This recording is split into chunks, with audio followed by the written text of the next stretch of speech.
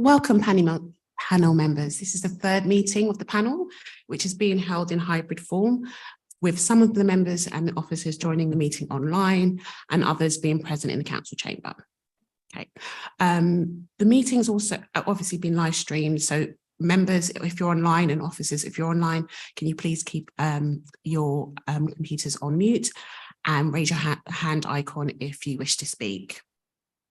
Thank you. So this is the Scrutiny Panel 1, tackling the cost of living crisis. Since our first meeting, there is now a cost of living hub centralised on the council website. In addition, our council hub is now advertised. Our council hubs that we have are now being advertised, which is great news. And there's also an information sheet in different languages. So I just wanted to let everyone know that before we start. Thank you. So I have apologies. Councillor Sanjay Kohli is unable to attend. I don't have any other apologies. No, I've not been notified of any urgent matters. Is there any urgent matters that? No. I haven't been informed of any declarations of interest. Is there any declaration of interest that I need to be aware of? No, and there's no matters that need to be considered private as far as I'm aware. Yeah, that's that correct? Brilliant, thank you. So I was not at the last meeting on the 27th of September. We did have a few substitutions. I'd just like to say thank you to those who substituted for panel members. You've obviously had the information pack. Does everyone agree that the minutes are correct? Yep, brilliant, thank you. So let's start the meeting. So today we're going to be talking about supporting the long-term unemployment into work. And we're also going to be discussing possibly people that may have had barriers prior to COVID, and seeing how things are in terms of obviously tackling the cost of living crisis, how we offer support for those residents in the borough. So first person who is going to be, we're going to be having, bear me a second, is it, Joanna is going to be speaking initially about the local welfare assistance. Is Joanna online? I am Councillor Alexander. I think we wanted to start with introduction from skills and employment team, because obviously they are overlooking the employment and skills agenda for Ealing Council. Right, okay, so Christy, that Christy Gonzalez? Yes, that's correct. Thank you, Christy. Cheers. Okay. Should I start your presentation? Yes, I will. Thank you, Chair. So as my colleague Joanna has said, I represent the Employment Learning and Skills team service at the council. Next slide, please, Diana.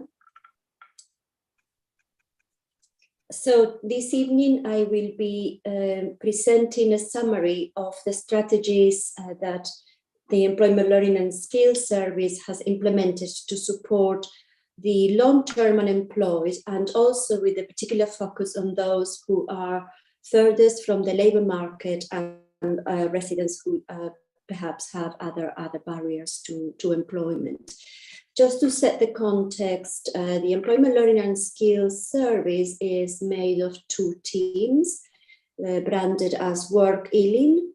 Under the Work Ealing brand, we deliver employment support, youth offer and apprenticeships, and under the Learn Ealing brand, we deliver training, qualifications, and personal and professional development courses to adults aged 19 and over. We have been set, as part of the manifesto pledges, a target to deliver 10,000 new jobs during the manifesto period. And I need to point out that out of the 10,000 new jobs, which are the manifesto pledge, 7,000 of those are a target for employment learning and skills, and the 3,000 are a target for the regeneration team. We have also been set a target of creating 2,000 new diverse apprenticeship vacancies. And when we talk about diverse apprenticeship vacancies, we talk about not only in terms of diverse sectors, whether it's health and social care, digital, green, but also in terms of inclusion of priority groups. And finally, we have also been set a target of delivering 12,000 qualification and training programs for residents looking to upskill and retrain. Next slide, please, Diana. So I will start with the work e-learning offer. As you can see here on this slide, this is a summary of some of the interventions that we have put in place. So, for example, in the current financial year, we have delivered 5 jobs fairs for our residents. We have partnered with employers, training providers. The recent jobs fair we delivered at the West London University, we had over 300 residents attending. In addition to that, we have created targeted support, partnering with, again, a variety of organizations. So currently we have a youth offer partnership looking to create pathways into training and employment for young people, including care leavers. We have created the e-learning apprenticeship partnership with the West London College, but also with the University of West London. And as part of our target,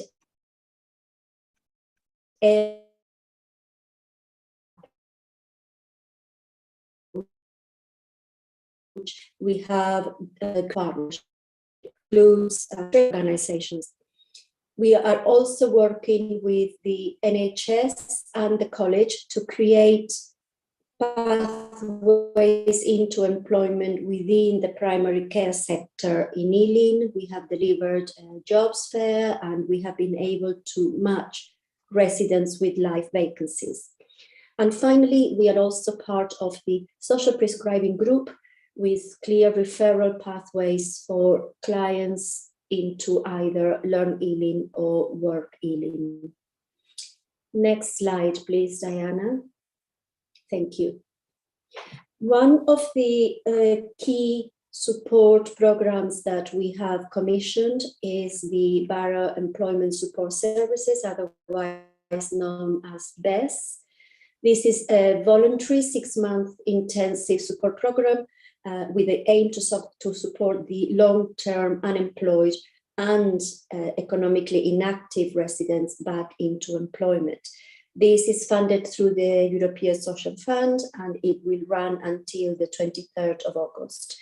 So part of the support interventions that residents receive, it's very bespoke offers. So they will come and have a one-to-ones with the support worker and they can get help with writing CVs, with job search, with interview preparation, job applications, etc.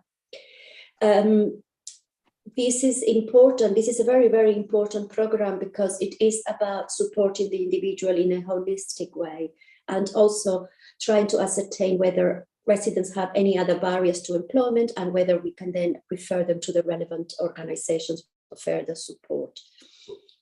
The project started in April, and since then we have worked with 173 unemployed residents, of which 33 have already started work.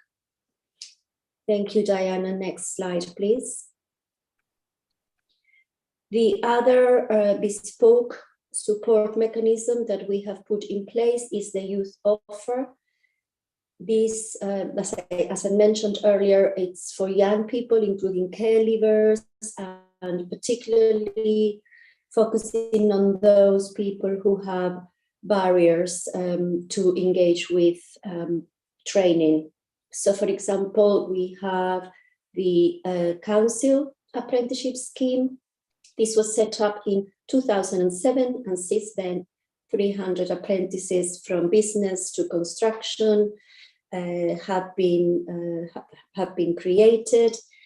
Very strong program supported by council services and council managers, whereby the retention rate has been very, very good at 96%, with approximately 50% of the apprentices progressing into a full-time job at the council, including management positions. So this is actually very, very positive data. The second program that we offer under the Youth Offer banner is the Horizons Pathway.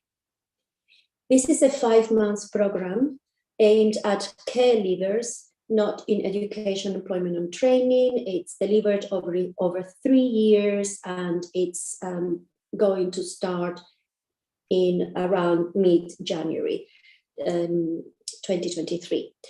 We have delivered similar programs in the past through traineeships, for example, which proved to be very beneficial for young people.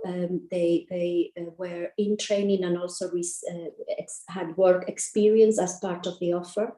And we're looking to reciprocate a similar type of program come January. I know that we are already in the process of selecting and interviewing young people.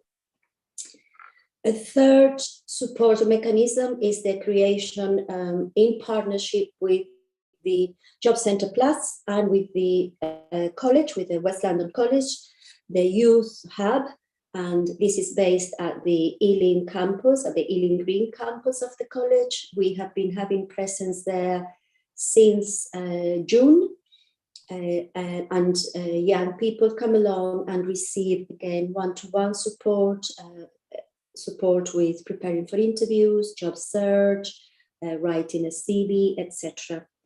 And finally, the Care Leavers ESF program includes careers advice and employment support for 16 to 25-year-olds who are not in education, employment or training, as per agreed action plan.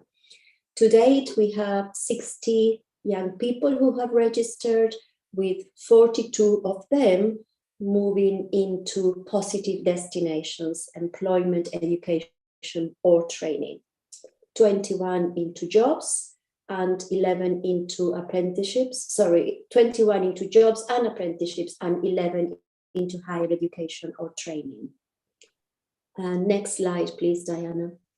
So as I mentioned at the start, the Employment Learning and Skills team is made of 2 teams, Work Ealing, which I've just described some of the key strategies we've put in place, and Learn Ealing.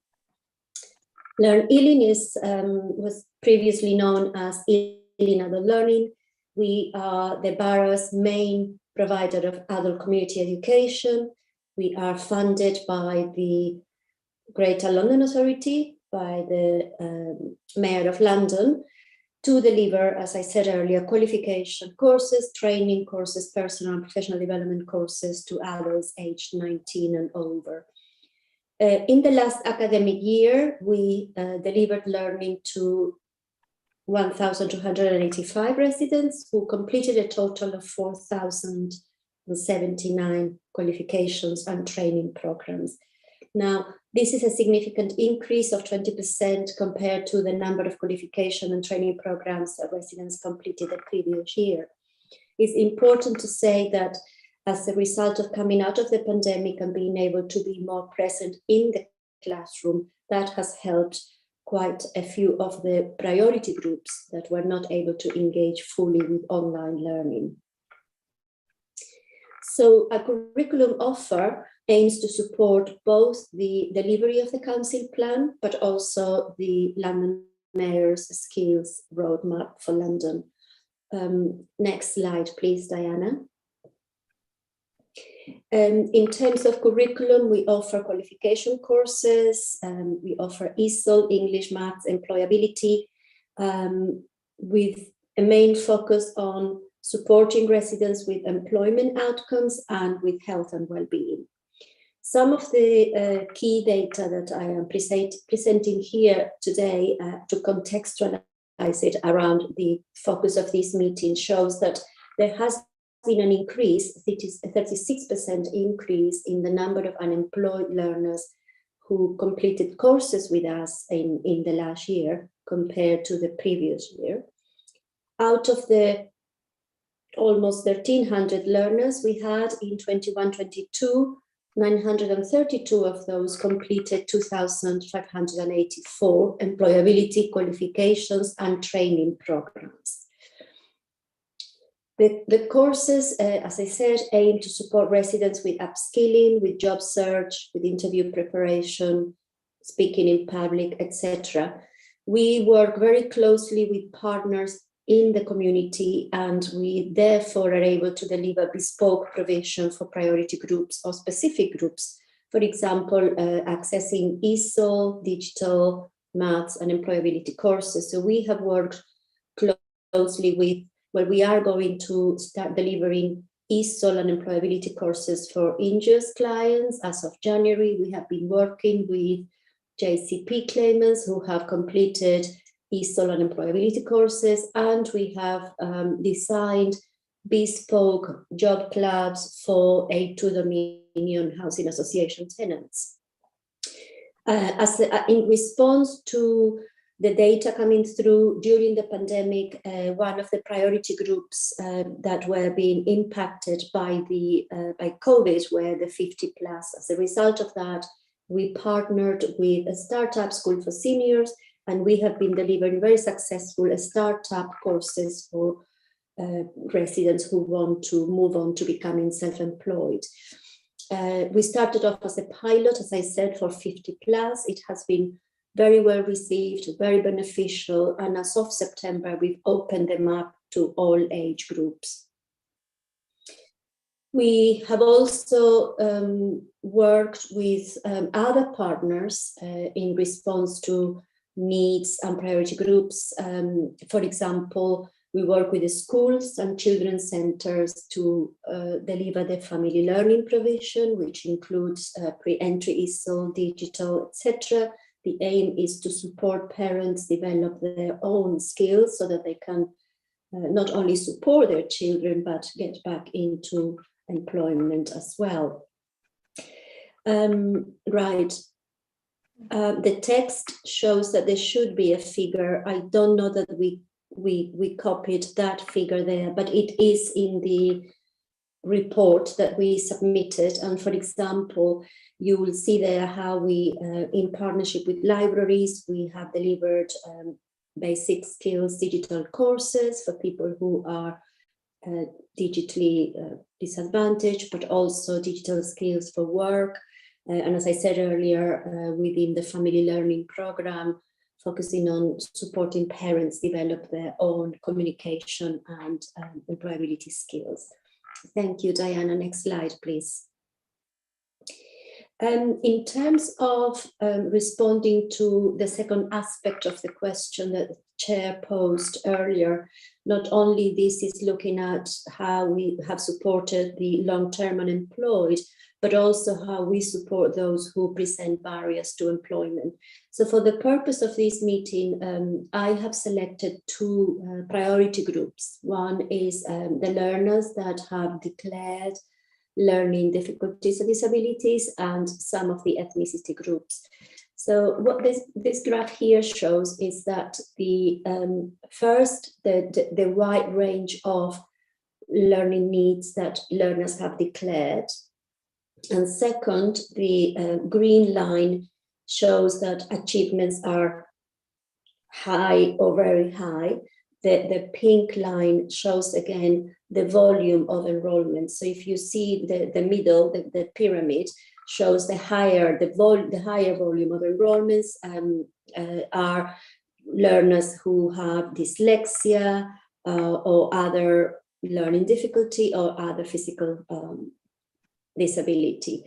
it's important to note that not all learners declare their disability needs, but so the data here is of those who have declared the needs. So we did have 71 learners who completed 163 qualification and training programs.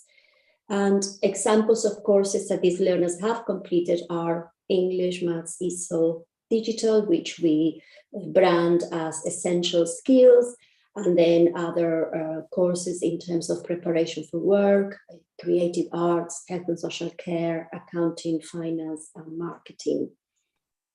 Next slide, please, Diana.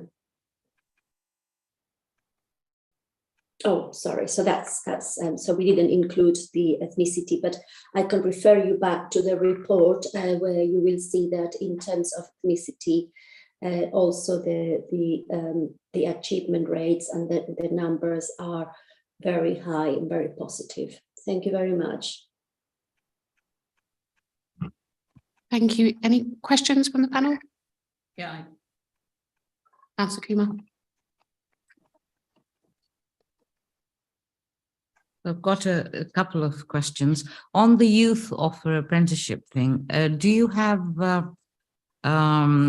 a figure, or do you take people with disability as well? Do you consider them with disability or mental health issues?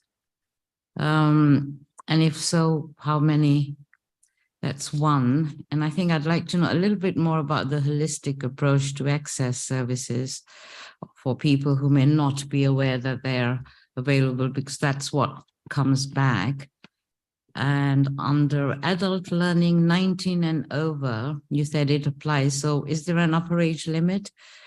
Because under Learn Ealing, you've increased since September, you've increased it from 50 plus, again, maximum age limit, just for clarity. Thanks. Okay, thank you. To address the first question, the youth offer, and I will ask my colleague Diana to come in as well if I haven't covered everything, but I am aware that within the youth offer, we are working cross-council to develop a program of internships to support young people with disabilities. Diana, do you want to come in, and do you have any data that we can share now or we can send later on to the panel? We would definitely be able to send over the data from the apprenticeship team on the internal scheme. So as Christy explained in the first slides, is we've had over 300 residents, Ealing residents, starting apprenticeships internally within the council. And I was told by the apprenticeship manager that some would have disclosed disabilities or mental health issues, but I would be able to get that data across to the panel with a breakdown of how many have actually progressed into employment, and if any had progressed into apprenticeships, and if any progressed into further employment. Thank you. But one thing I'd like to point out is apprenticeships are not just for young people, so there is no limitation to apprenticeship opportunity. So anyone can undertake an apprenticeship. So we do have data on when the changes were made, the government changed the structure for apprenticeships to become for anyone. We do have data on how many adults had undertaken apprenticeships within the council as well. So I can provide that breakdown to the panel. Thank you. Thank you, Diana. And the second question is about the holistic approach, but also about age limits.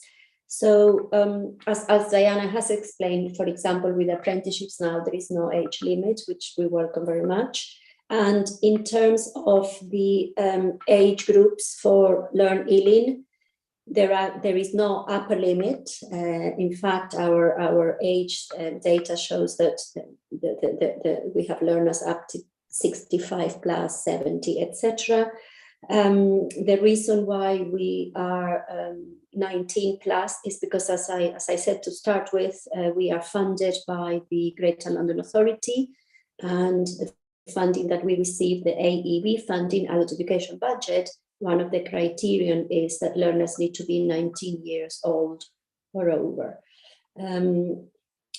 In terms of the holistic approach, I think your question was more around how can people know about it. Is that right, in terms of referrals? Yes, I think that's what I saw on the slide. People who may not be aware of. Yes, I think services. that's right. We did mention this particularly in relation to the BESS program, because it's, as we said earlier, it's a bespoke program to support those who have been unemployed for a long time.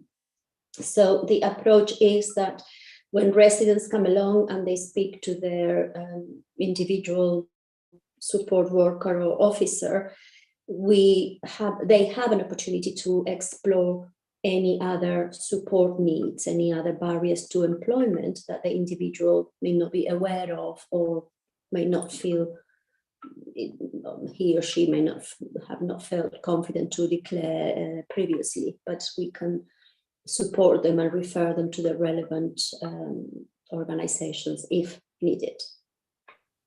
Thank you. Mm-hmm. I was going to, Councillor Jessel in a second. Myself and Councillor Kumar actually attended a site visit to MenCap on Monday, Mm-hmm. and we spoke to Steve Paul, who's actually the employment service manager at MenCap, and he explained to us 3 services that they have, which is, first of all, they have Dare to Dream, which is, it used to be workshops, which some of the young people would access to learn customer service skills and IT skills. Mm-hmm. They had an art shop previously.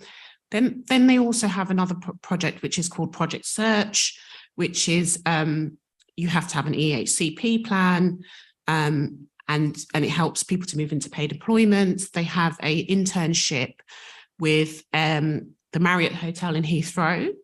Currently, they have 10 people in the program, and then in addition to that, they have the Job Start. They have a Job Start, which is a 12-week training program for 18 to 24-year-olds. When we thought about the apprenticeships that we have in Ealing, and Steve mentioned only one example he gave where he had applied for a apprenticeship position, and he received a call from the council for an assessment of whether that person can actually be capable of doing the position that they've applied for. Now, I'm wondering whether, you know, I appreciate obviously that each apprenticeship role will have criteria. For example, when I looked on the apprenticeships, it says you have to have English and maths at, you know, at a C level. Yes, level 2. Mm-hmm. Level, yeah, right. So if you have additional needs, can you use your discretion in terms of some priority groups? What happens in regards to that? Because I'm slightly worried that, you know, there could be people with learning disabilities that may benefit from an apprenticeship role, but then are not able to access that because they don't meet, you know, they don't have that in you know. So I'm just wondering about that. Also, I looked on the website, and we do have priority groups, for example, for looked after children. So if I think it's you live in the borough, you have a priority, your priority group. If you're a looked after child, you have a priority group. Just wondering, in terms of that, you know, in terms of people that fall under that category, is it possible that Ealing could think about considering adding another priority group to make sure that we don't, you know, we're not causing an additional barrier for people that will find it difficult to find a job? So they've, you know, in terms of the apprenticeship. So I don't know what the panel think of that, what I've just said.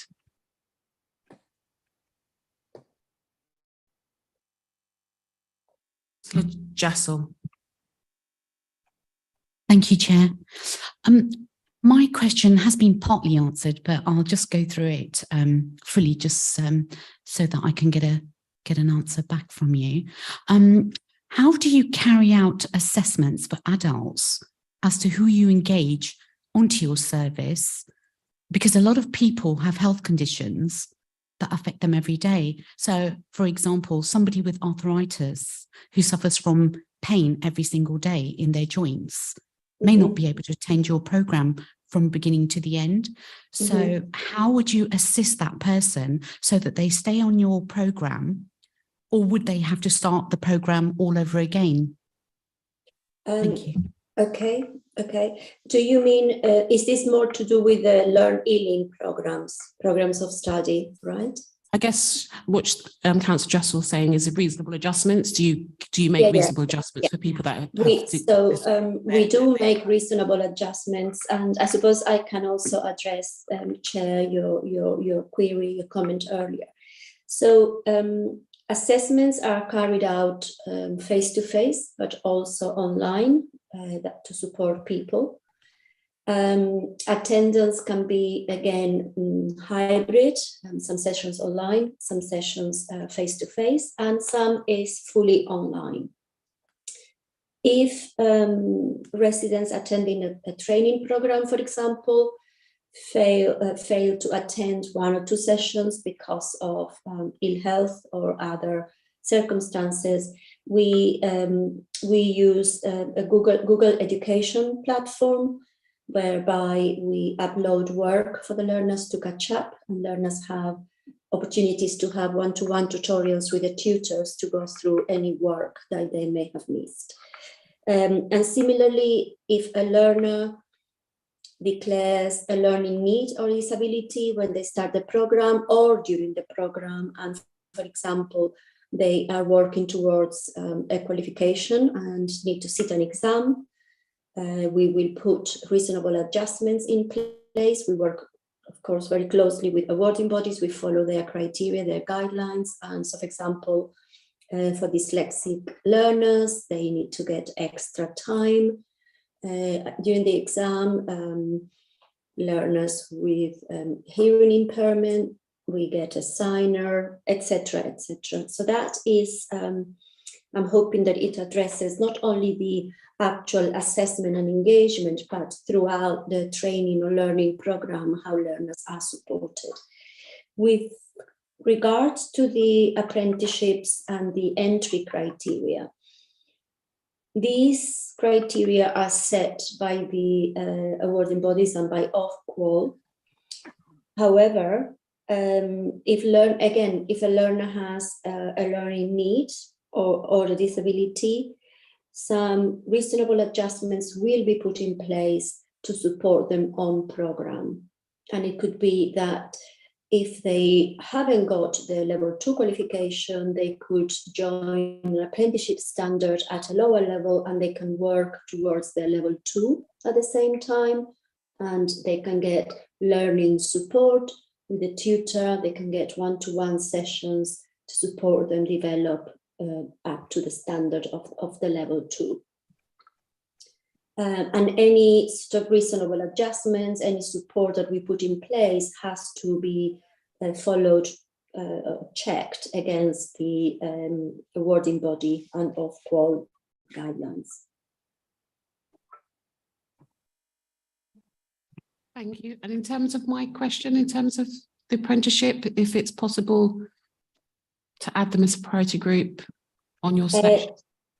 Yes, I think, yes, I don't see why not. So I just wanted to make sure that I took the notes correctly. So you were referring around people who have childcare needs or barriers to childcare?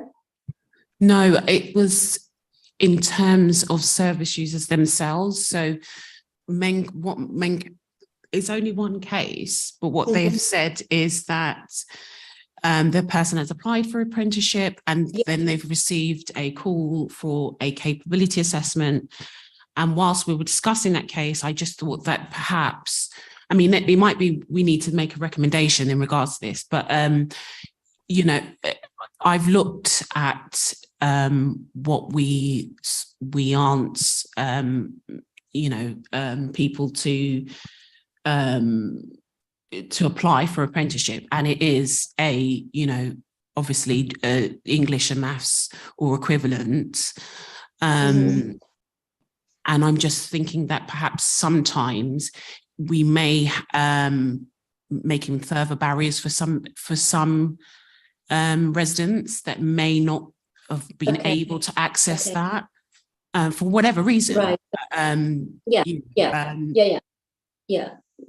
So I was what I was saying earlier about apprenticeship standards and the entry criteria. I was hoping to address this. So what is in place and what we can put in more or offer more of is progression pathways into apprenticeships, but changing the entry criteria is not within our gift, because as I said earlier, when we work with training providers to support young people into apprenticeship standards, they have to meet the entry criteria. So for example, at the moment, in Learn Ealing, we have an apprentice who is doing his level 3 apprenticeship standard. So for this young person to be able to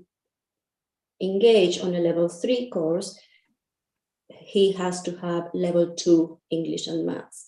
So if someone doesn't have the level 2 English and maths, either the option is either for them to do a lower level apprenticeship standard or to engage in a progression pathway training program.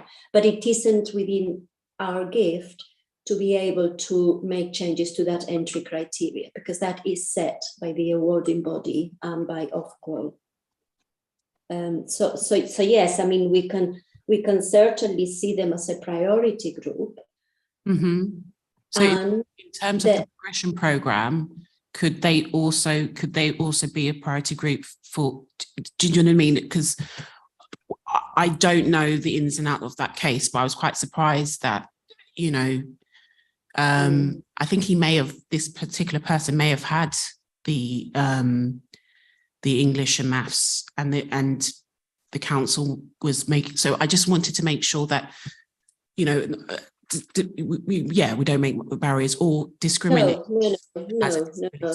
We wouldn't do that. And in fact, we get quite a number of residents coming along to courses in Learn Ealing, wanting to, I don't know, say go into nursing or other courses. And they know, and we know, that they have to have a certain level of English, but in order to get there, they can start at a lower level. They can start at entry 3 and progress to level 1 and level 2. So as long as there are progression pathways for people to develop the skills that they need, then that's fine, and those are in place.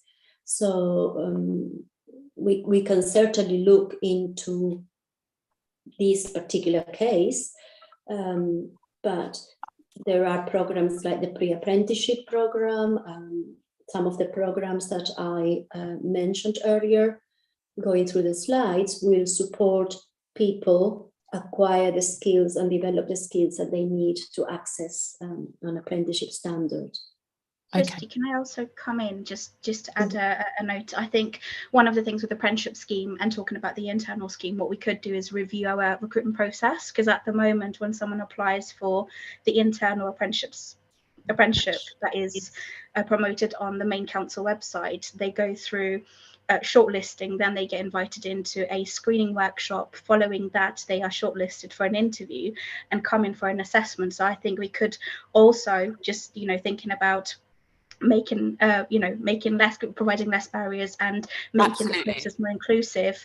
I think it might be useful for us to review that process and see where we're creating more barriers for residents that might have specific needs. So I think definitely looking at priority groups and reviewing the recruitment processes, because they might be tailored slightly different to those that have specific disabilities or mental health difficulties. I think that's just thinking about your comment, Chair, I think that might be the best way to approach it specifically. I think we're going to make a recommendation in terms of that anyway. Councillor Kumar. Yeah, no.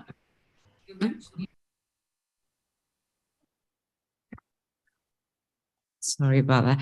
I said you've actually hit the nail on the head. What we actually, I mean, I know that there's sensitive challenges to this, but if you have a priority group and this group of people is part of it, I mean, I guess what you're saying, Councillor Alexander, is the recommendation is for them to be given the opportunity to be assessed, and then, you know, everything will fall into place because they are not going to have those qualifications.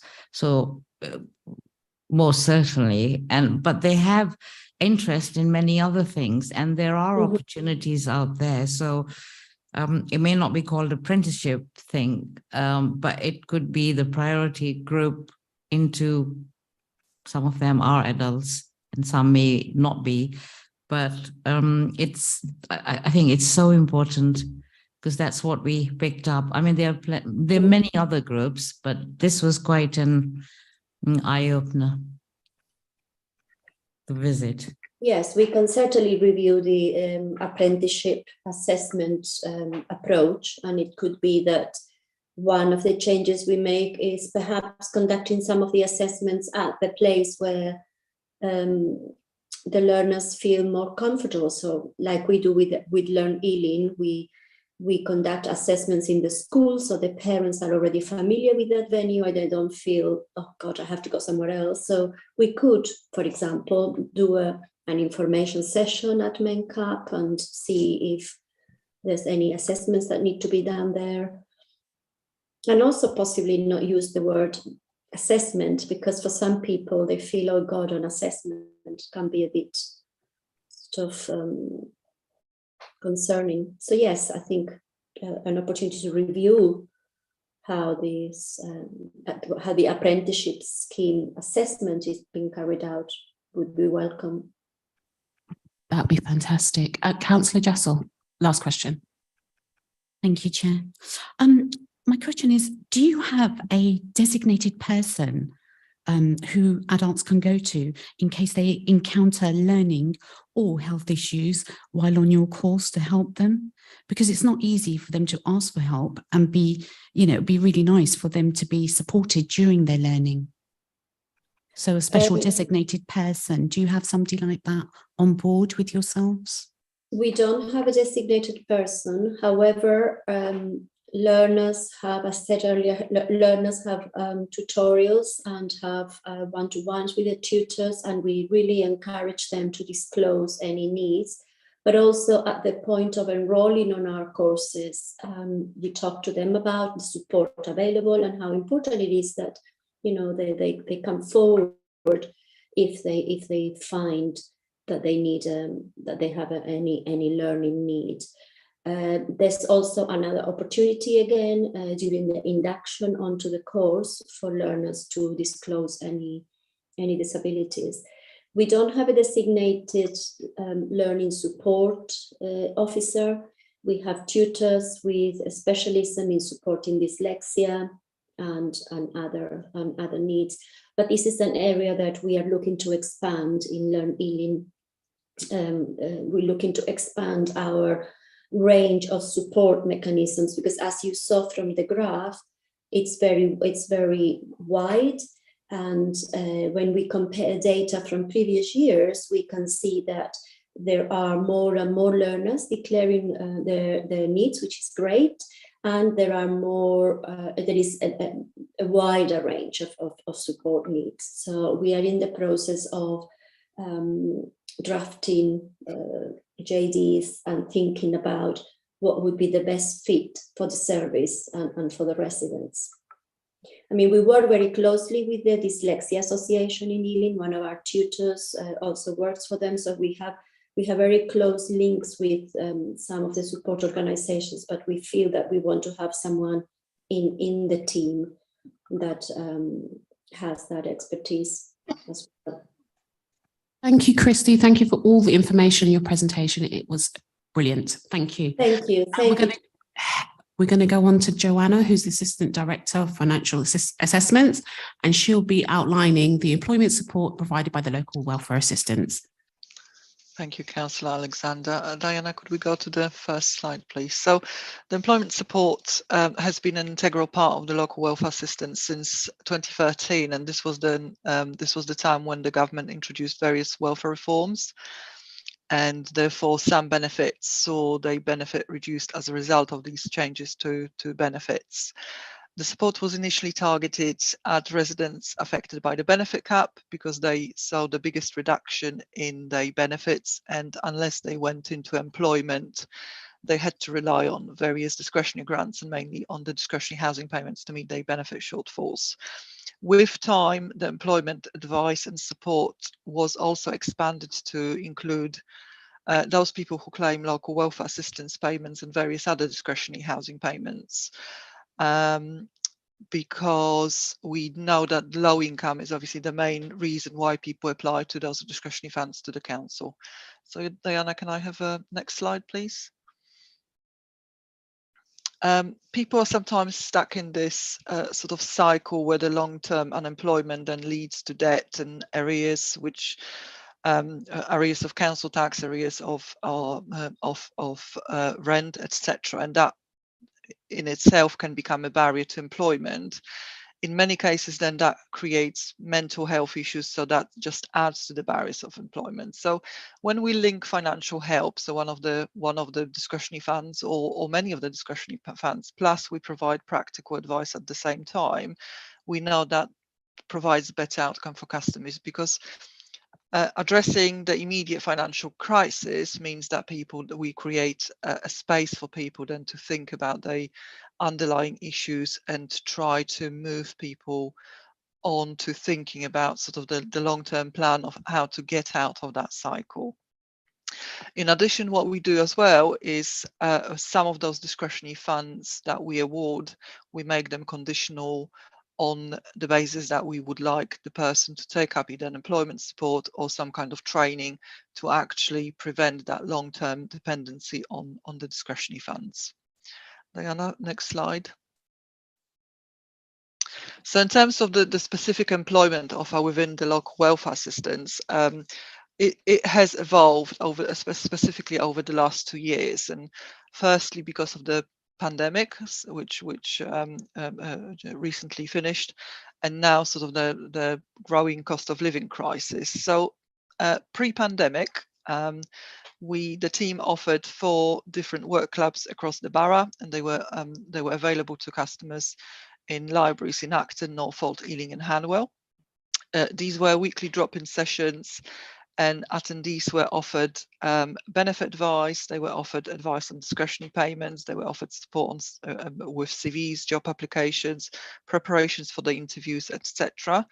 They were also signposted to various vacancies or volunteering opportunities, and where appropriate, we were also signposting to training courses related to employment. Some of the courses that we were signposting to were Ealing Together courses as presented by Christy. Diana, can we move on to the next slide, please? So some stats in terms of the work clubs between the 2018 and 2020, so over a period of 2 years, we supported 650 residents. They attended sessions, and the attendance sort of varied from a very short period of time to long-term support. And we had 160 people moving into employment. And that means that obviously 160 people, we've got 160 fewer people claiming benefits or are less likely to be dependent on those benefits, so more likely to be financially resilient. Unfortunately, we don't sort of trace people long term, but I would expect that a lot of those 650 people moved into employment at some point, and therefore that 160 figure would be higher. Diana, next slide, please.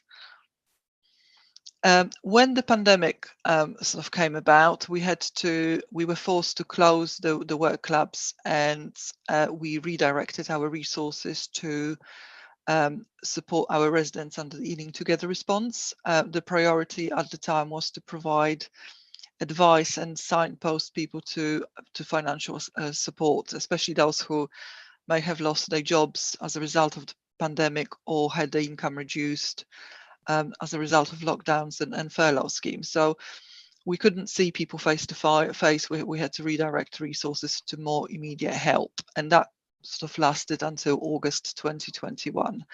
Diana, next slide, please.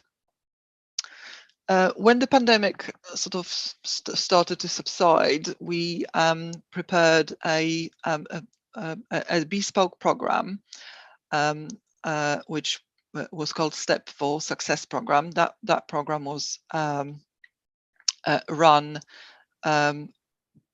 by multiple teams in the council. So local welfare assistance team got together with skills and employment connections, and also with local job centre. And the program was created to support long-term unemployed or those who lost jobs in the pandemic. Job Centre Plus, local Job Centre Plus and council services were identifying eligible candidates, and they were referring those customers to the program, and then intensive support, employment support, would be provided to them via either one-to-one sessions or various workshops, depending on individual needs. Also, those taking part were also offered recruitment screening events for various sectors, which helped secure employment. As part of the program, we also offered tackling various barriers and provided advice on wider issues, such as benefit advice, debt and others to people. The duration of the program was 12 months, and during that time, we supported 365 people, and we know that 70 people at least moved into employment during the duration of the program. It's been really successful, and sort of what made it work is that the support was tailored around the individuals. So it wasn't sort of a program that was sort of set for in terms of timescales for individuals. Some people went on the program and only stayed for 2-3 months. Some people received 6 to 8 months support. Diana, can we move on to the next slide, please? So again, sort of with the current climate, the current support that is being provided by local welfare assistance focuses more on providing support with the cost of living crisis. And we also prioritize support, employment support to those people who apply for local welfare assistance, to those who apply for other discretionary payments, because we know that they're the most sort of vulnerable on lowest incomes and in the greatest needs. So what we want to do is build a bit more resilience for those people. In addition, as well, in response to the cost of living crisis, we're providing more face-to-face presence in various locations in the borough, especially in those locations where that holistic advice on budgeting, on benefits, on employment is limited or not available. So the advisors are regularly present at Acton Job Centre at the moment. We also attend Perivale and Acton food banks, and also community hubs in Northolt, Acton and Southall. So residents attending those locations then have got an opportunity for a one-to-one session with our advisor, and then if they can benefit from additional support, we can then enroll them onto the one-to-one support that will last over a period of time, depending on their needs. So at the moment, due to the sort of limited resources as well, there's currently 64 residents that are receiving the intensive employment support, and that's mainly via one-to-one sessions with our local welfare assistance officers. We are also at the moment considering reopening the work clubs that we were running pre-pandemic, and currently trying to find the right locations for those work clubs, and most likely will be reopening those work clubs sometime in April 2023. So that's the kind of very brief outline of what the local welfare assistance offer is at the moment and why we link the support with the financials with the financial support being provided. Thank you, Joanna. Any questions for Joanna? Anybody online? Any questions? I can't see any hands, Councillor Alexander. Thanks, Chair, and thank you, Thank Joanna. Very interesting. I just on a practical question about the work clubs, I just wondered a little bit, you mentioned about maybe bringing them back. I just wondered a bit about how do they operate, and, you know, or how often do they meet, that kind of thing, and how do people sign up to them and that kind of thing. And then the other question, there was somewhere on the screen about for those who are digitally excluded as well. And I just wondered if I could ask a little bit about that. Fellow councillors will hear me talk about this quite a lot, but I think it's one of those things that can be very hard hitting when people feel, you know, not so like tech savvy at things. So I'm just always really conscious on that one. But yes, and thank you so much. Very, very interesting presentation. Thank you. So in terms of the work clubs, they were regular weekly sessions that were held in one of the libraries, so they were well publicised on the council's websites, and in sort of we publicised them through Ealing, around Ealing, and other newsletters. Residents were able to drop in for a session, have a chat with our advisors, and then they would decide, and they would be able to sit with the advisor and sort of go through their current needs, and then the advisor would then sort of recommend whether they could potentially attend the work clubs on regular basis, or whether it would be more appropriate for them to take up training, etc. So that's how the sessions worked. Some of the pre-pandemic, some of the local welfare assistance applicants as well, we used to refer those to work clubs as well, and we used to make those conditional awards, sort of on the understanding that people would start attending work clubs and benefit from the support that is being provided there. So that's how we identified people as well, for them to benefit from that offer. In terms of the question regarding the digitally excluded, so because of the, I think specifically because of the cost of living crisis, we sort of identified that those digitally excluded are probably excluded more than others from any good deals, any information, or access to other support online. Therefore, that is the reason why we're increasing presence, the face-to-face presence in the food banks, for example, or in community hubs, just to provide people with opportunity to drop in and to have a discussion about their current circumstances, discussion about maybe a way forward, how if they've got any obviously financial difficulties, we can advise on the financial help that is available for people, but also at the same time we can try and encourage people to sort of sign up to the one-to-one support that local welfare assistance can provide over a period of time to get people into employment. So you know, they would then, if they volunteer for this program, then they would have a one-to-one session with an individual. We would go through their individual needs, we would assess their barriers into employment, and with agreement of the individual, we would also come up with a plan, a realistic plan that people can actually follow over a period of time to get them to the goals that they want. So whether that's sort of a training to prepare them for employment, or to get into employment, that's how that works. So that does that sort of answer your question? It does indeed, and that's very helpful, just in case people ask if it ever comes up on doors and things like that.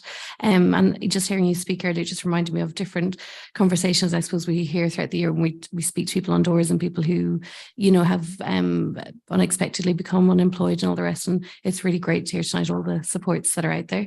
If the chair might indulge, I thought of one other question that I'd scribbled down, if Joanna didn't mind. It was just about the numbers and looking at the 365 and then that 70 are now employed, and it was just a question on what we, you know, what the kind of follow up is with the others who maybe haven't come through yet, you know, to employment. But I presume we're probably in touch with them, or we advertise different things that come up, other supports and that kind of thing. So some people are still in touch with us, and some people are still sort of tapping into the support that we provide.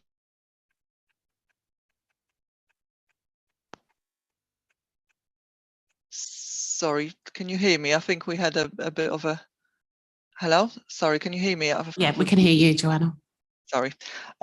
So what I was saying is that some of the people that were on that program are still in touch with the team and individual officers and still receiving support, but it's very hard taking the number of people that were involved for us to keep in contact, and some people don't want to keep in contact once the program ended. So it's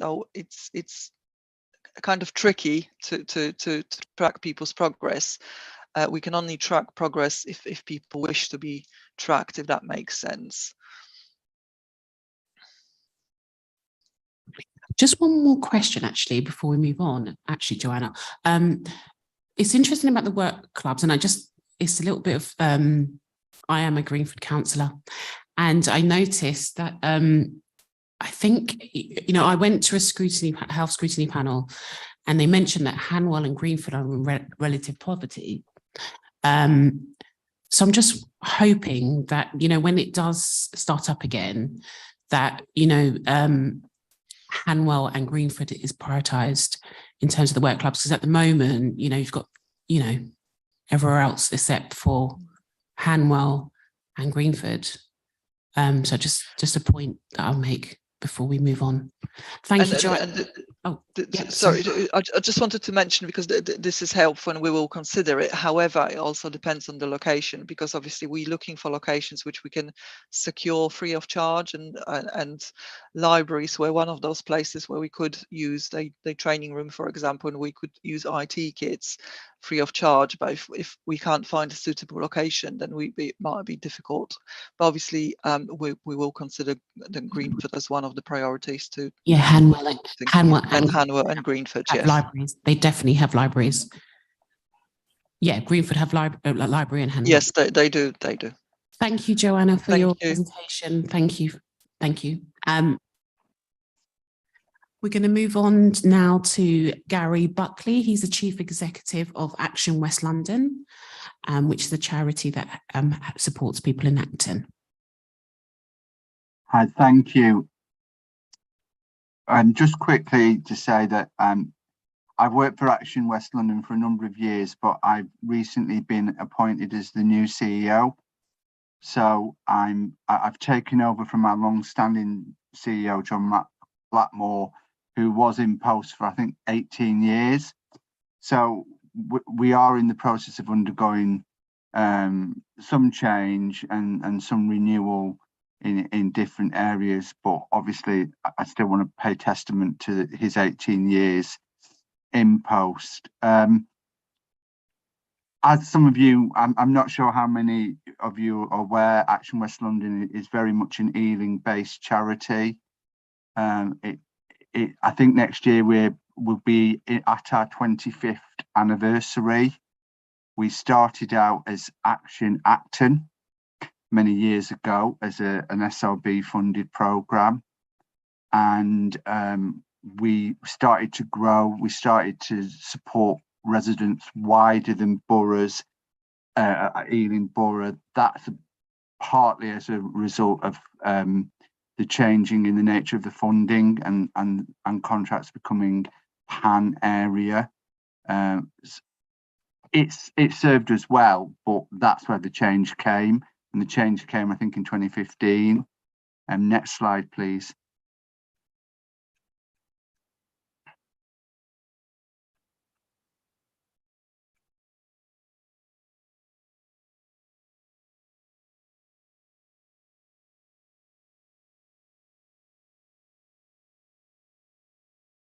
It was really fascinating listening to this conversation, how the council have supported residents, because it very much mirrors yet complements the work that we do. So we work similar to MenCat on 2 GLA funded programs, one for young people with physical disabilities and one for young people with social, emotional, mental health issues. And I think, as memory serves me well, there was 3 strands of a particularly young person's ESF contract. MenCat had the SEND middle strand, and we are a main subcontractor to the 2 other primes on those GLA contracts. So we do a lot of work across a number of different client groups. At the moment, our emphasis is supporting NEETs, and particularly those from Black and minority ethnic backgrounds. We run a number of projects, and we're the lead provider in a Brent-based project called Moving On Up, which is specifically designed to target and support both working and unemployed Black young men. And it's very much an empowering program that tries to support challenging employers with some of the unconscious bias, as well as trying to get Black young men into the professions. And some of the stats around their disadvantage are particularly shocking when you actually read them.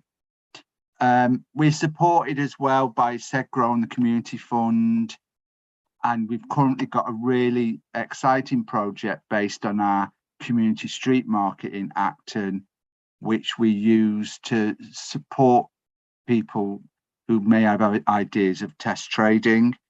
And we also use it as an area where we can engage with the local community. And what we find with the local community that do use the street market, that is during the week, there are a lot of what would be classed as economically inactive people who are often on welfare support, which is not job seeker based. And it's about having positive conversations with them to suggest ways that they can re-enter the labour market. Next slide, please.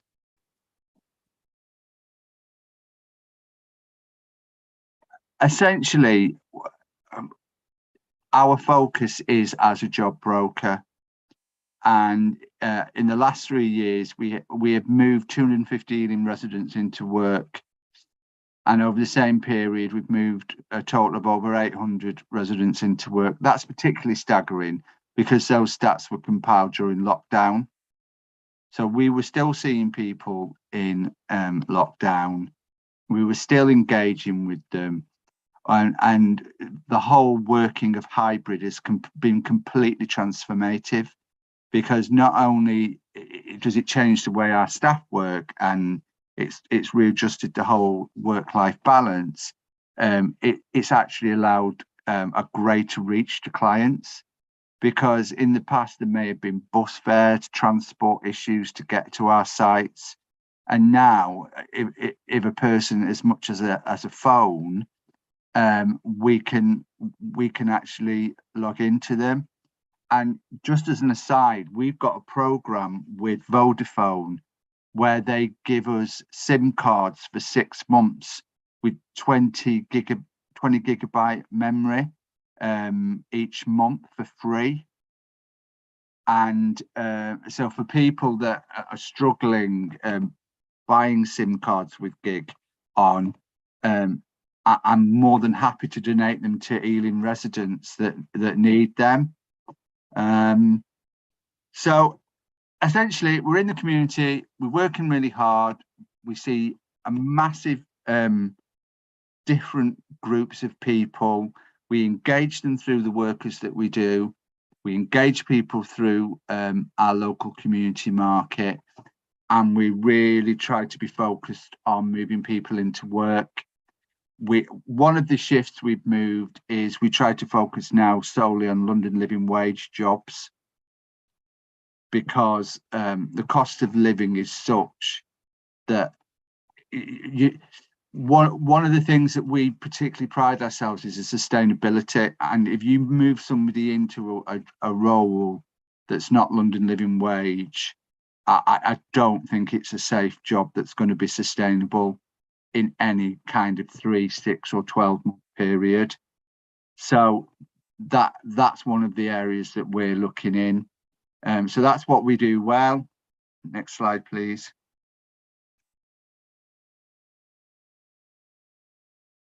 The work that we do, I'm not going to go into this because some of it, I think the council's got its own Indigenous knowledge around this. It is about signposting. It is about not reinventing the wheel. We have worked with the council in the past. We have got data sharing agreements with the local authority, but I'll bet my back teeth that you actually haven't received that job data, and we have a partnership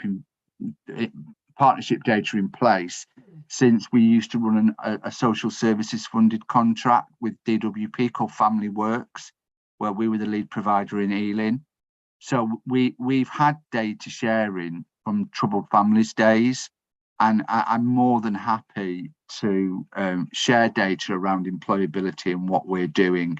And also a shout out for Ealing's youth offer team, because I'm part of the committee of that. So I suppose a bit of vested interest, but we've agreed to support there with job fairs with the job centre and the partnership manager, Pravin. And also we're going to help with other voluntary organisations about funding. In terms of our weaknesses as a charity, it takes a lot of finance to capture the data and really measure our social impact, so that when we are challenged, we can really dig deep and to give you that granular picture. And I think that still is very much a weakness in the charity. And also, one of the other things is it's about securing long-term funding, because we're very much from either payment by result contract to kind of waiting to see if the big lottery produces money. It's very much hand to mouth, which sometimes can make planning of a long-term program difficult. And I think even though that's probably the nature of the beast, I don't think we've been as good at it as we could be or we need to be. Next slide, please. Currently, we've got a large premises called the Donut Factory in Walpole Road, and we've got Unit 9 on Morris House, both in Acton Vale. The Donut Factory, we used to receive a reasonably steady income, but it was rented out by a travel agent, and when the COVID came, they went bust, and we lost the income from that. Because of some of our financial circumstances, that in all likelihood is we're probably going to have to sell it, which is unfortunate, but it's also set in a residential muse, which sounds nice, but it's not really appropriate for the usage, because there's all these high-end residential properties and, encouraging lots of people to come in for support. However, what I would say is it is a great community location and it is underused at the moment. And I was just thinking as well, from what you're saying about some of these community hubs, because, you could use it for that, as, if you wish. And it literally is 10 minutes from Acton Job Centre. We've also got Morris House, which is another unit, which we're more than happy to offer out to the community or to the local authority to do job clubs. because the staff work hybridly now, it is not this traditional 9 to 5 in an office environment. It's far more flexible. It's far more outreach. It's far more meeting people in Starbucks, in the library. We have just completely transformed the way we work. Next slide, please. Strengths, I think I've mentioned them. I think we've also got some quite good employer links. One of the things we've worked on initially recently was we've been doing a customer service course for Westfield to do with pre-employment training, and that was well attended by local members of the community from both Ealing and Hammersmith. In fact, Westfield in Hammersmith was so pleased with the work we'd done, they invited us to do the similar course in their Newham branch. And we were a bit taken aback because we just don't know that part of the world at all in terms of location. But we took to the challenge, and actually the Newham the Newham training was even better attended than the West London one. So we work closely with employers. We can get people onto courses, and those employees like us for it.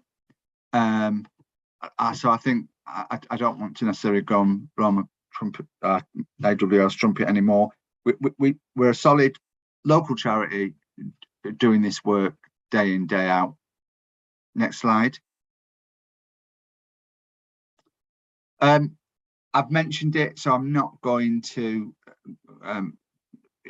go on about it, but we were a net beneficiary of European Social Fund, and the loss of that is quite frankly for the charity devastating, and we haven't got sight of where the UK Shared Prosperity Fund is coming from, and it's because of the lack of sight of where such a big piece of our income is coming from. It's one of the issues why we're potentially selling the donut factory. Next slide, please.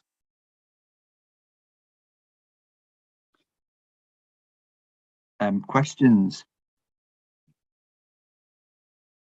Thank you, Gary, for that presentation. Any questions? Okay, well, thank you for that, Gary. It's a big change because John Blackmore, has brought memories back, and really good memories, and the excellent work that Action Acton, as it was known way back in 2006, was known. And sad to hear about the donut factory because it was an institution in itself. So having visited it many times, but and a community location. So, but life moves on. You don't need to go into any detail on this, but I think it would be quite helpful to know. So I picked on two things: your specialization, the mental health bit, and the empathetic employer link. So if we could have a bit more, if you could expand on that, or just maybe send it to the panel, because it'd be good to know exactly what. And I know you were interested in the conversation we had on our visit to Ealing Mencap, and I think there is a gap. And so if we, maybe we can do that by emails, both to. I was going to say, I don't want to put you on the spot, but in terms of the job data, if we made that as a recommendation, would that be something that you'd be able to send to us, some of the job data that you have? Yeah. Thank you. As I say, I'm keen to work with the local authority. I think sometimes that close link got lost in us doing our day job, and I think I'm keen to really reinforce the work that we do work together. And any assistance I can provide, I will. Thank you. Councillor Jessel has a question as well. Thank you, Chair. Yes, thanks for that presentation, Gary. It was really good. Firstly, I'd just like to congratulate you on your position as CEO, and also congratulate you for your 25 years for next year. And my question is that when you mentioned that Westfield in Hammersmith basically invited you over there to deliver your project there, and you mentioned that you had more participants there than you did here. So can you just basically give me an update on why there were more participants there than in our area here? I think there's a couple of things. One of the ways we attract people, because we're not part of the health and work programme, or we're not part of Restart, we have to attract people that of what you would consider not mainstream job centre plus. So one of the ways that we attract people is through our social medias. We also attract people by registering the training/vacancy opportunity on Indeed. And what we do is, when we register on Indeed as a vacancy/training opportunity, we get loads and loads of interest that way. So some of it is who is more tech savvy, who comes to us within a time scale. Obviously, we did also have the support of Westfield, who promoted that pre-employment training programme in situ in the Westfield Centre. And it's not just Westfield itself, it's all the concessions in there, all the back office work. So there's often a lot of interest. In terms of Ealing, we do see a great and different demand for our services. And there's one area that I neglected to mention, but is pertinent to the type of question you're asking. We offered free CSCS training cards, which are the gateway to construction. And we offered that, and we were deluged by ex-offenders, and quite a big proportion of them came from Ealing.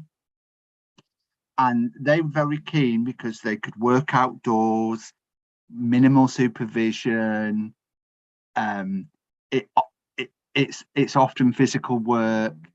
And we had a spike in demand of that. And over a 3-month period, from around September to November, we probably had over 100 Ealing residents that were unemployed as ex-offenders come to us specifically asking for that course. And that's been done by putting emails out to our connections in various different community organisations, through word of mouth, through our existing people that are on our various programmes.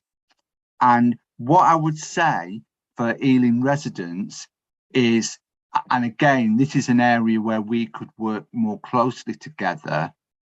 I'm not sure whether it was even through speed of time or even thought whether it was actually promoted. I think it was promoted to some Ealing residents, because I think one or two, we did get referrals from the local authority and the employment team, but there is more work we could do with the community engagement, and essentially that's a resource issue.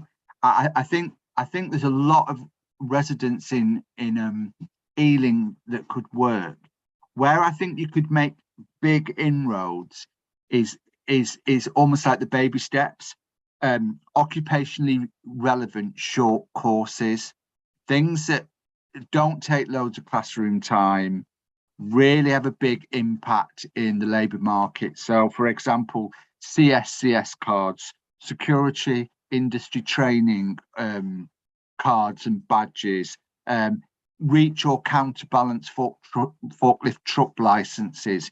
These things are a very short intervention, often are financially out of the reach to people that are very hard strapped, but actually are gateways into vacancies that command far more than the basic minimum wage. So I think there's things we can do at relatively low cost, but some of the lower uptake in Ealing is just about we need to do better at reaching out to more communities. Thank you for that. Thank you. We need to think about that actually. After Councillor Jassel, hold on. Yeah. Gary, can I just quickly ask you, just regarding the CS card, I know that's quite a high criteria. If you've got one of those, you can get into the construction industry. So it's very much to do with the manual and labour work. So I was just wondering, do you have any statistics on that? How many people actually got in, for a job and got accepted? Yes. It'd be good to know. Thank you. I'll send that over to you. The conversion rate is actually very good, and I do think that it is something that if everybody did it, it would probably affect my referrals. But to be honest, at this stage, I don't. I'd rather the good practice of that got out, and it helped reduce the unemployment. Because when our staff are seeing some of the poverty coming through on the market, and we do need to, we just all need to work together. Totally agree. I totally agree with that. We're going to move on now, Gary. Thank you for your presentation, and I think we'll make a recommendation after we've had we've got two more presentations to go, and then we'll probably make a recommendation on what you've mentioned there, Gary. We're going to move on to Davide and Chloe, and they're from Beam, and they support homeless people into work. Thank you, guys. If we have both microphones on, can you guys hear us both? Testing. Okay, thank you. Chloe and I are here representing Beam today. Super excited to be here alongside other providers to talk about the support Ealing is providing the long-term unemployed during this cost of living crisis. If you can see us on Zoom, me and Chloe are the people in the bright pink jumpers, so we're pretty visible. But just to talk you through a headline of our service, if you could go next slide, please. Yeah. We are a service that empowers residents who've been long-term unemployed and affected by homelessness to start stable work and find rented accommodation through the power of people and technology. By technology, we've got a website where members, the general public, can donate directly small amounts of money directly to residents affected by homelessness. And this money goes to them to overcome all the financial barriers they might face. Someone who's been long-term unemployed might face when getting into work. So, for example, could be travel costs, childcare, laptop, smartphone, workloads, and then also training. So similar to what Gary spoke about, we really look towards short-term, high-impact training courses, SIA license, CSCS cards, access to care, interpreting courses, really courses that offer a clear road into employment. And we combine this with the power of people. So not only do members of the public send donations, but they also have the chance to send really kind, supportive, and encouraging messages. And for someone who's been long-term unemployed and particularly affected by homelessness, who might not have a very extensive support network, this gives them an immense sense of community and confidence that they can take forward in their job hunt. And I know this firsthand because before I was in this role, I was actually a caseworker working directly with clients in the single parents team. And so I'd often see just a huge change in confidence between at the start of accessing Beam and towards the end.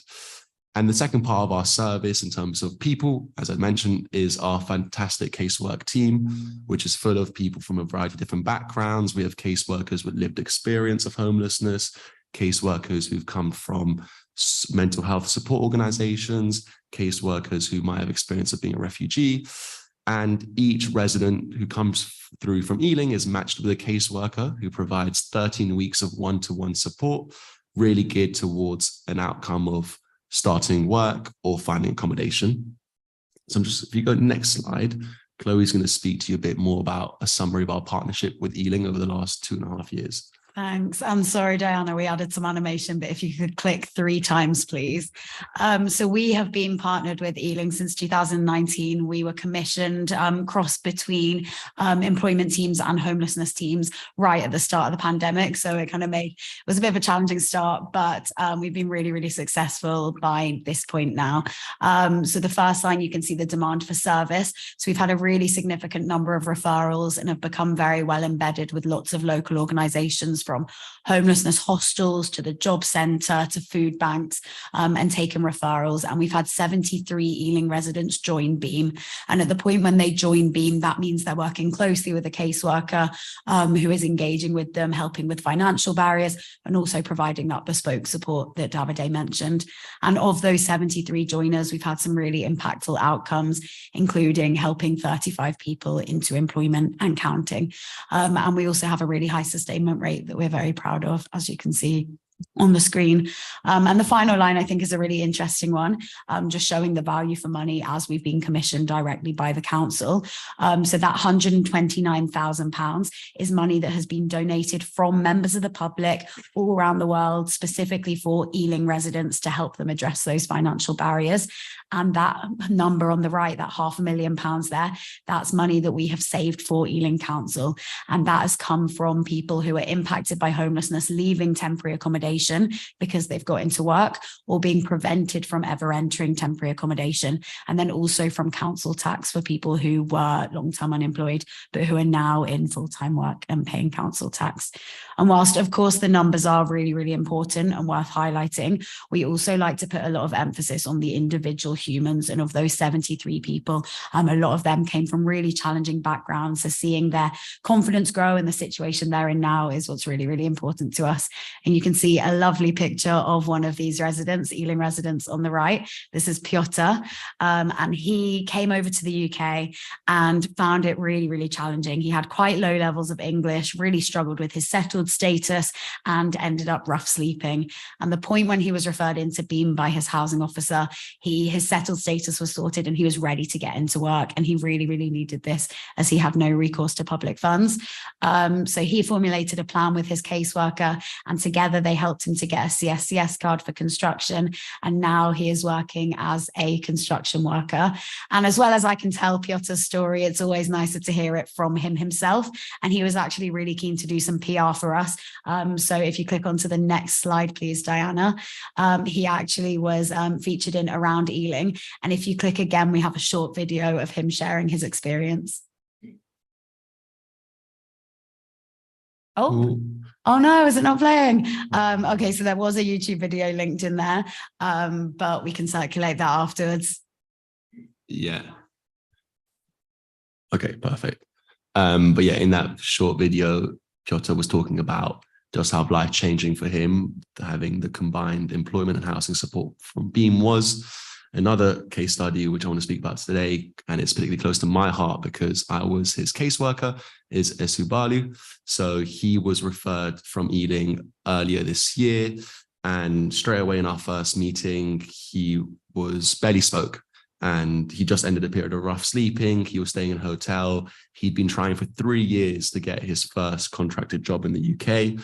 He was a refugee. He'd fled war. He'd left his family behind. And his only key dream was to be reunited with his family in the UK. And yeah, straight away, we spent those kind of first few meetings just really understanding what he'd been through, trying to get a clear idea of what kind of past experience he had.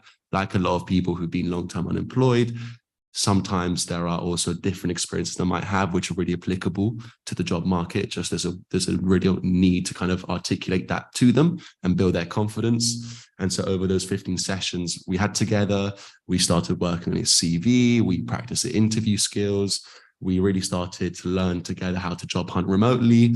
And similar to what Gary said, a lot of these sessions were done by phone, through WhatsApp messages, through Zoom calls, really tailoring our service to make sure we could meet him where he was at. And also we tailored our service to make sure it wasn't in any way detrimental to his English level. So we made sure everything was really often explained to make sure he was fully kind of engaged. And since July this year, he's been working as a traffic marshal, and he's sustained that for over 4 months, and actually he's moved out of the hotel and in a 1-bedroom accommodation. And if you click on, there's just to the next slide. Yeah, so that's his campaign page. So as you can see, every person who comes through Beam will have a campaign page on our website. And for his one is about him wanting to become a traffic marshal. He raised £2,373 towards that, which covered also his training. But particularly he wrote then, as a response of the service, I've got it here because it's easier, because I think there's Gary's Zoom video is covering it on this big screen. But he said, David has helped me to get ready for work, for example, by creating a work CV, contacting different companies and creating opportunities for a donation page that can be a benefit to me. In many ways, he's helped me to start a job, giving me time in a generally fraternal way, and patiently clarifying the difficult language gap I have. I could say a lot more if I could describe the good that was done to me in my own language. Thank you very much, Isibalu. And he also posted to his supporters, and this is something that particularly warmed my heart, because he started a bit, he didn't really know how to use this campaign, and by the end of it, he was using it every day to kind of update his supporters. And he says here, my dears, I understand that giving is a great opportunity and a blessing than taking. You've taught me that being human is enough to help a person. I have no doubt that I'll be successful in turning your support into action. Thank you so much for the good you have done for me. Stay well with love and joy, Esibalu. And loads of different comments there from members, general public, saying, congratulations, you're smashing it, etc. And then Chloe's going to talk a bit more about the overall feedback we've received from running our service from other Ealing residents. I think it's next slide. Yeah, and if you don't mind clicking twice, please. Thank you, Diana. So we have a really high service rating from the Ealing residents that we've helped. And I think the main reason for that is because of that community that they then feel part of. When people are first referred, sometimes they have a few questions around crowdfunding. It's not something they're hugely familiar with, but it ends up being something that is really, really close to their hearts because of that confidence that it gives them. So there's 2 quotes that you can see there from 2 different Ealing residents, Heather and Zara, both of whom started work, one as a carer and one as a support worker. And I'll read a section from Heather's first. So she says, talking to her donators, it's because of the generosity of people like you that make me motivated to do anything. I thank you and greatly appreciate your support and hope to make everyone proud.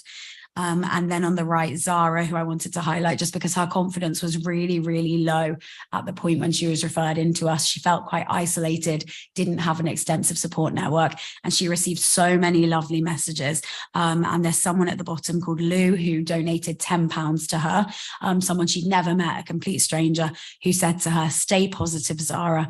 You've made it through some dark times by the sound of things, but the important thing is you kept your head above water and now you can move on and focus on the future. So for Zara, seeing so many lovely messages like that, I know gave her so much confidence, which she really took forward towards the interviews and the work she did with her caseworker.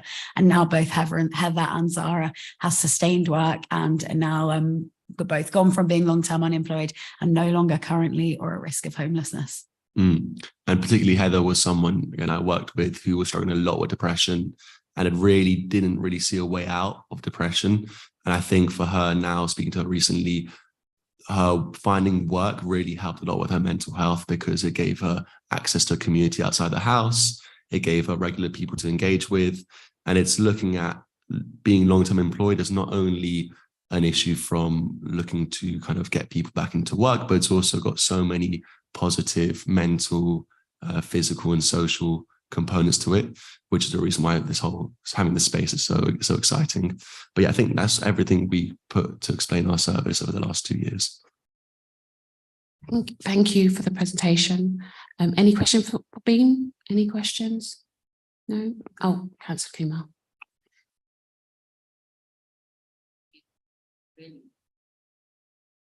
Wait, do we turn off? This one. Okay. Very. Yeah, okay. I think that's what was happening.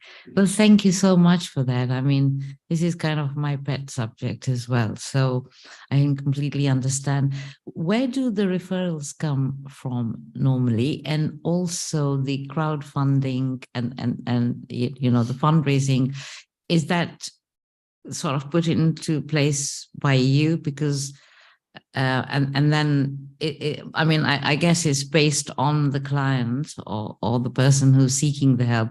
So you have a little sort of bio on him. Is that what happens? Just a little bit, if you could touch on that. Maybe you can even send it through. That would be fine. Yeah, so I can take the first. Sorry, I'm not looking at you. I feel quite rude.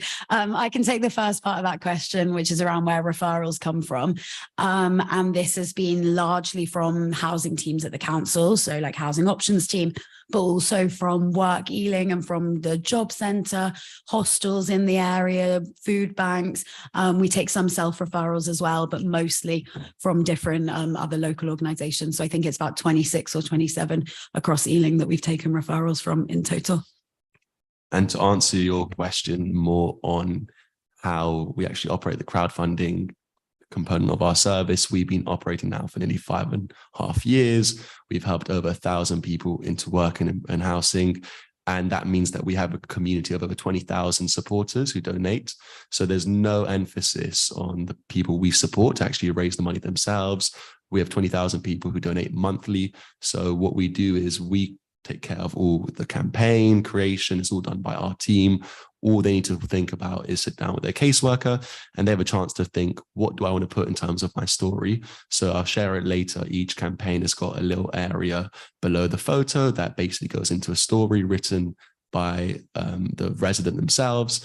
And for some people, they just want to focus on the future. The past has been too traumatic to speak about. For other people, it's really empowering to be able to tell their story and what they've been able to already overcome by being at this point. And so that's a really special place for residents themselves to tell their story and have their own voice. And it's a real important part of our service. I hope that helps answer. Yes, it does. Thank you so much. I think we're going to move on. Okay, if it's quick, if it's very, very quick.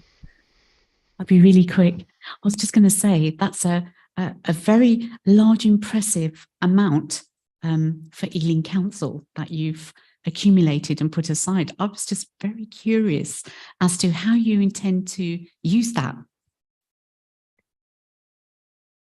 Is that with reference to the 500,000 of savings? Yes. Yeah. So those savings are savings we calculate the council has made as a result of partnering with Beam. We calculate that as, for example, housing spend. Instead of spending in clients that we've moved on into the private rented sector, that money can be used to other services, can be returned to the general budget. So it's not actually like, say, it's not money we hand over to the council, but rather money that the council has as a result of our work. I hope that clarifies it. I'm very happy to share data on how we calculate that. It's basically a cost of how much the council spends each month on temporary accommodation, the average time spent in temporary accommodation, and the number of people we then move out of temporary accommodation, as well as calculations around prevention from homelessness and amount of money saved through council tax. Hope that.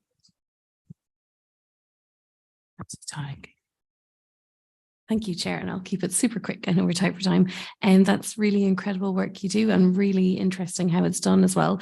I will look on and find Peter's video. It's a very, very effective way because if we see so many stats and things, there's nothing like hearing a testimonial. I just had one quick question. You mentioned some of the groups you worked with, and I just wondered if Ealing Soup Kitchen is on that list or if it's on your radar because they do great work. So just wanted to check that.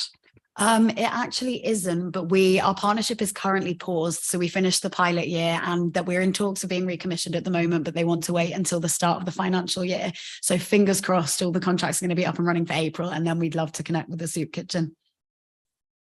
Amazing. I spoke with the wonderful Emma there during the week, and I know she'd be delighted. So we just talked about different ideas we can help her on. So amazing. I will make sure when that happens to link you guys up. Lovely. Thank you. Perfect. Thank you, Chloe and Davide. Thank you. Right, we're going to move on to Paul Nicholas, who works for Shore Trust. Paul, are you still with us? I'm indeed. He's on. Thank you. Excellent. Good evening, everybody. Thank you for the invite. Appreciate the time. And appreciate it's also late in the evening, so I'll keep this relatively short. Just to put a context to who I am and what we do. So I am the head of employability for Shore Trust. We were commissioned by the West London Alliance, who cover 7 boroughs, one of which is Ealing, to deliver 2 employability programs. First and foremost, JETS, which was a direct result of the pandemic, and that's now come to an end. And our core employability program, the Work and Health program. Shore Trust itself, we're a self-funded charity, so we get paid based off the commissioner. That goes into our charity, which then pays for our children's care homes, our garden centres, our retail shops, etc., etc. So we're a self-funded charity and the 18th largest in the UK. So Diana, I'll ask you if you wouldn't mind to move on to the first slide. So I've made this pertinent and relevant to Ealing specifically. Like I say, we cover 7 boroughs, but this is for Ealing. So the Work and Health programme started in March 2018. So since then, we've had 2,219 Ealing residents referred to the programme. How do I get referred? 85% of our referrals onto the programme come from the local job centre plus. Participants have to volunteer to join and be part of their provision. That's a really powerful point in relation to the fact that they want to be on the programme. They understand the programme, they're part of the purpose, and they realise what the programme can do for them. At this moment in time, we currently have 478 participants on our programme as active in the Ealing area. And our provision, when a participant enters our programme, they are on our provision for a period of 15 months. Of course, within that period, they could well find work. We average that within 7 months. When they go into work, I think Gary mentioned it earlier, what's really important to us is the in-work support. So they get a further 6 months worth of support once they enter work. A very big key point, which we'll come on to later, is sustainability of that employment and also the London living wage. So I've got some detail based around that. So that's who we cater for currently. So we're a very broad church. Who's entitled to join the Work and Health programme? Like I say, our primary source of referral is the local job centre plus. Unemployed more than 2 years. I won't list those through for you, but ranges from ex-offenders, individuals who are care leavers, refugees, victims of domestic violence, have a disability or health condition as defined by the Equality Act. A work coach in a JCP, when they refer them to us, will define what is the leading barrier, what's their leading criteria to joining that programme. And it could be one of those dozen or so that you see listed there. So of the 400 individuals we currently have on our programme in Ealing, 41% are recorded as being over 50. 58% participants are from the BAME community. Probably really telling for me, and the real strap line for us, is 64 of those participants are from jobless households. It is historical. It's barriers we've got to break is they're coming from households where employment is not the norm. So really understand the root cause as to why they're not in work. 6% of participants have a criminal record. 41% lack basic skills in literacy and numeracy. 35% declare having a mental health problem. I'll come on to that, how we manage that and deal with that. 8% of our participants were homeless at some stage, and 61% have been unemployed for 2 years plus. So for this year alone, I'll refer to, since the pandemic, we are a face-to-face delivery. We learn a phenomenal amount being remote. We learn a phenomenal amount doing a digital hybrid model. But what we do know is sitting in front of an individual, putting them into a course. If you're going to go into work, you've got to get to work. You've got to get on a train. You've got to get on a tube. You've got to get on a bus. You've got to get used to a routine. So part of getting used to a routine is being with us. You get delivered 8.5 hours every fortnight of one-to-one support manager action plans. And that does not include the interventions you attend. So 2022, 490 residents joined the programme. across this year so far. Of those, 293 have entered employment. The average length on the programme is just under 7 months before entering work. So we give the provision for 15, but at the moment for Ealing, which is our leading borough, in fact, for speed of which individuals get prepared and ready for work, is within 7 months. Sorry, Diana, if you wouldn't mind. Thank you. So what does it look like? It's delivered face to face. We have the option to do it remotely. We completely recognise everyone's different. They come from different circumstances. There's different reasons. We need to understand the root cause. So for us, 3 very key points when we first meet a local resident or participant is we do a key life assessment. So what is their situation? We do a mental health assessment with our trained counsellors, and then we do a better off calculation. Actually get that participant excited about going into work, and they actually see the benefits of going into work. We ask them what their job goal is. We ask them what they want to do, and then we set that to reality. So actually, you want to be X, what skills have you got to do to be X? What salary expectations do you have? We've got to make sure our participants fully engage with where the end goal is. We set some early dates, measures of success, what's the pathway to employment, so get them excited about it. My support managers range from individuals who've worked in pubs, through to individuals who've worked in the employment sector, through to individuals who've worked in construction. So they've got real advocates of certain sectors that work for us and really identify the talent our participants do have. And I'll give you a very brief example. We had a meeting this morning with one of our participants, a mum with 3 children on her own. We asked her one of our key life assessment questions: what skills have you got, what qualifications? She goes, none at all. We turn around, you've got 3 children, how old are they? Ranging from 5 to 10. All get to school on time, all look presentable, all fed, all well dressed. Absolutely, she was proud of that. Well, you can time manage, can't you? So it's actually drawing out of people some skills they don't realise they've got. We will then build on that and build a CV, build skills, build confidence to make that employer want that person to be working for them. So we find jobs individual to them. We manage their health and well-being. We are not social workers. We can't fix people. What we can do is give them the resource and give them the coping mechanisms to be able to manage it themselves. So they get the emotional strength, the resilience, and the employment skill set when they leave our program. So what I've built into there is just that journey. What does it look like in a succinct way? So of those 400 odd participants we've currently got in Ealing, 97 of them have just joined our program. So we're understanding what are their barriers, what's the root cause for being unemployed, what do they want to do, like I mentioned earlier, better health calculation, better off calculation should I say, key life assessment, and actually understanding what are their ambitions. Right, we've got an action plan, we know where we're going. So we get access to their customer portal, which means they can start owning the journey as well. They can start booking themselves into interventions that we have run by the charities, so the Salvation Army, Shelter, Citizens Advice Bureau, Mencap, Notting Hill Genesis, Brent Homes, Barnet Homes. We've got those affiliations and those partnerships where we will refer to their interventions. West London College, I think, was mentioned earlier as well. So we start building their skill set and their resilience and their emotional strength, their emotional intelligence as well, to manage their own health as well. So we'll do cookery sessions. We'll get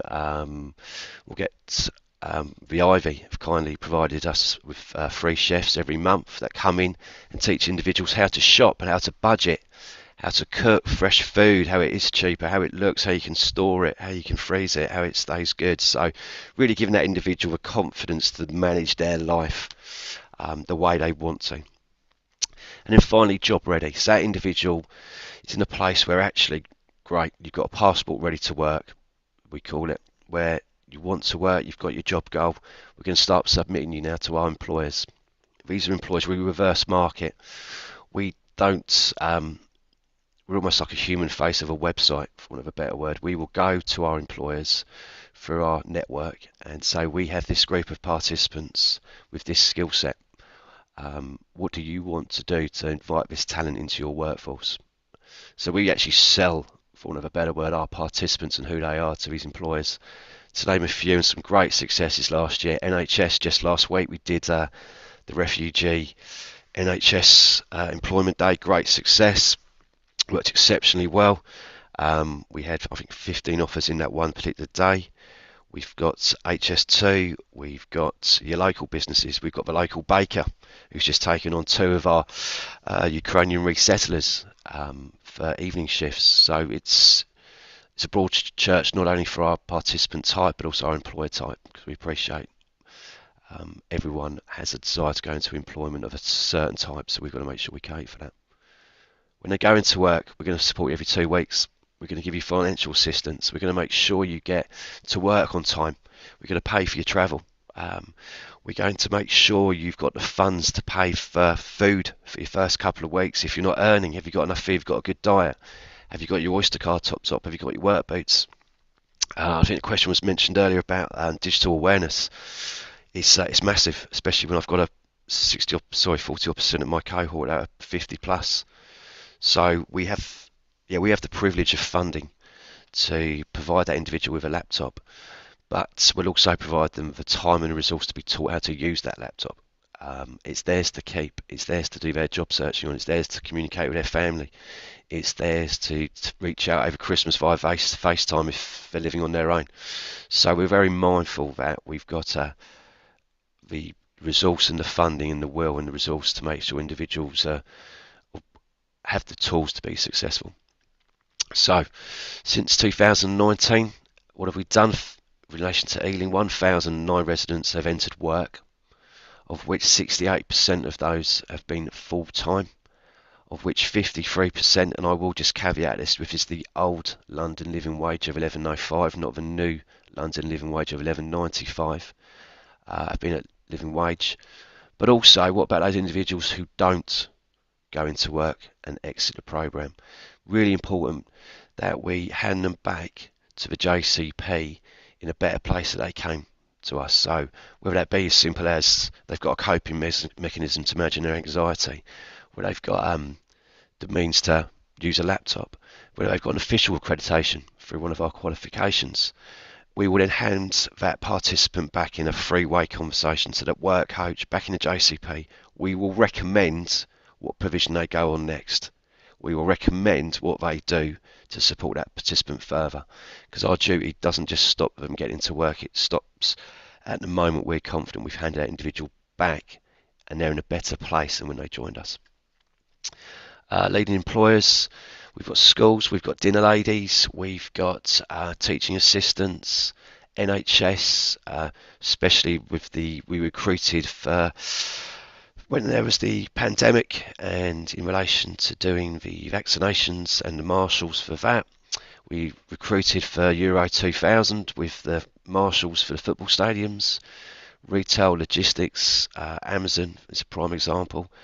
One of our primary recruiters at the moment is the Royal Mail. What I'm really pleased to say, whilst that's temporary, last year I think it was about 80 individuals who went into work with Royal Mail from Ealing, 60% plus were offered full-time work after that, being a temp job. So they obviously made a great impression on Royal Mail to be offered that employment.